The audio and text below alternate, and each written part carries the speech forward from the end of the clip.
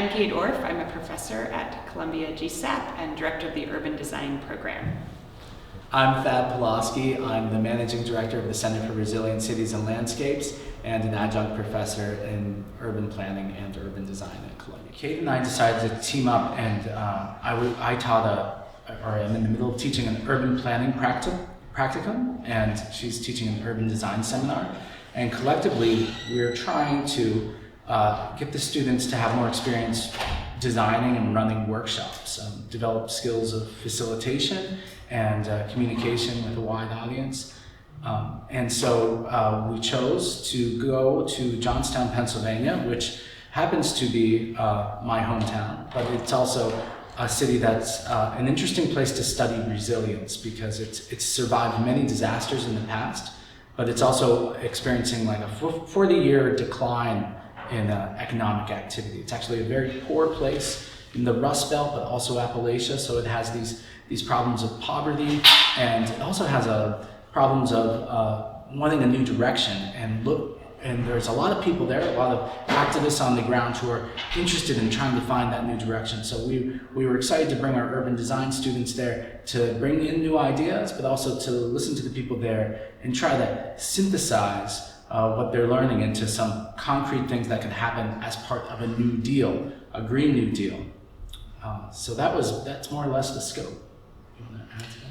Yeah, I think Johnstown, which is Thad's hometown, was an extraordinary place to think about the Green New Deal. I mean, it is in the heart of a sort of part of America in Western Pennsylvania that has been severely disinvested in, and it was proved a sort of incredible testing ground for our joint urban planning and design seminar to sort of research, experiment, study, learn, literally travel to embrace the sort of perspective of people living there, and to then sort of translate all of that into essentially a kind of a blueprint for what a Green New Deal for Johnstown would look like. And I think what's been fascinating for us is, the term of the Green New Deal has already been incredibly polarized by the kind of current political climate that we're in now. But the reality is, when we started to look at what the actual components of a Green New Deal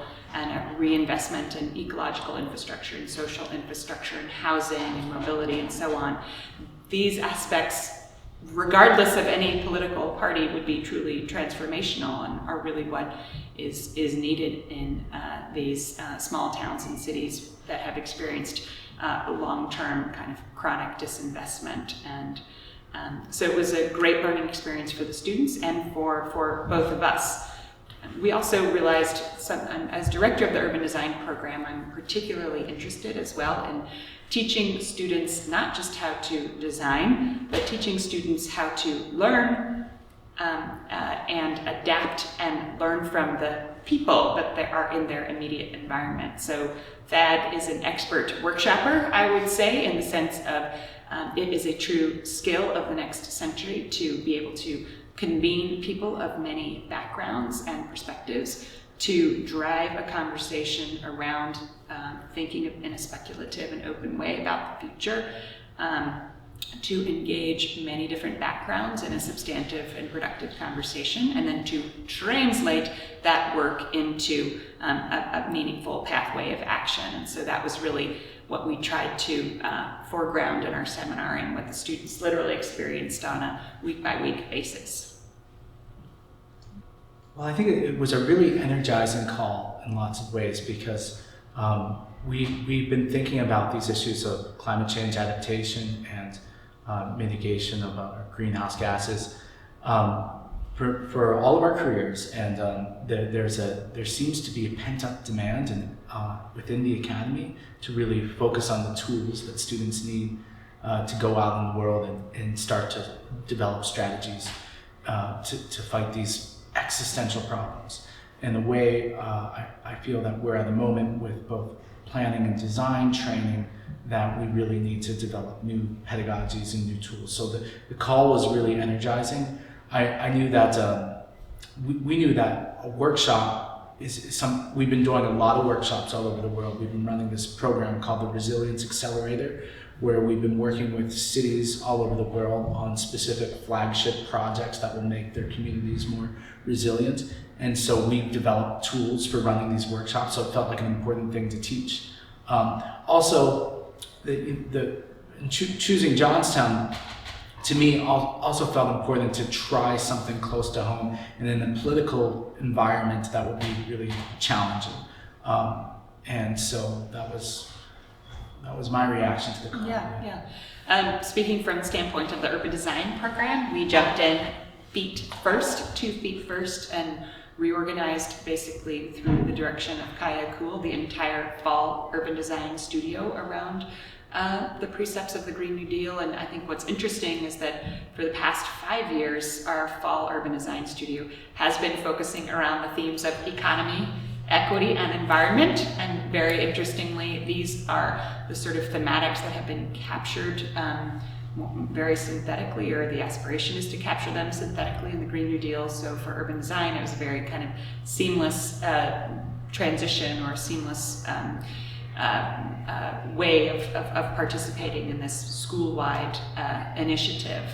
And then from the seminar perspective as well, we've been teaching this concept of resilience and landscape infrastructure and kind of next century ideas of infrastructure. And I think the Green New Deal also is aiming to capture that in a lot of ways. And I think what's exciting for us as designers and planners is that at the moment the bill exists at the level of words, right? Aspirational words. And it is really our role to translate these into visuals, into visions, and iterate on them in this kind of workshopping process, which is the hallmark of the Center for Resilient Cities and Landscapes, and truly sort of suss out and make these words, if you will, into truly three-dimensional spatial and policy agendas. And so it was a very easy win for us, an easy ask for us to participate in this broader initiative. Well, I will say that the Green New Deal is in its infancy now. There's been a new housing proposal that has come out, but in my mind, the Green New Deal is offering, literally a century of work, and that almost every initiative that we as urban designers and planners need to advance now must come with the impetus for carbon reduction and for decarbonization. It must come with a predilection for healing the incredible loss and existential loss of biodiversity on the planet. It must come with an eye towards equitable development.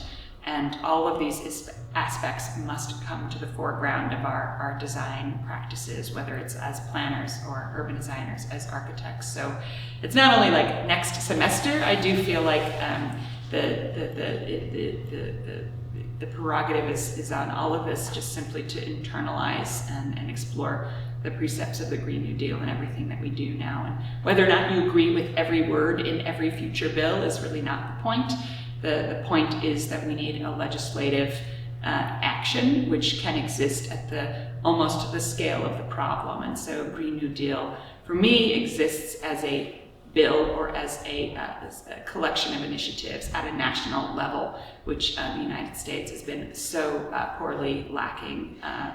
And it's our chance to contribute to something that's much greater than ourselves and do our part to contribute to what is truly a kind of global phenomenon.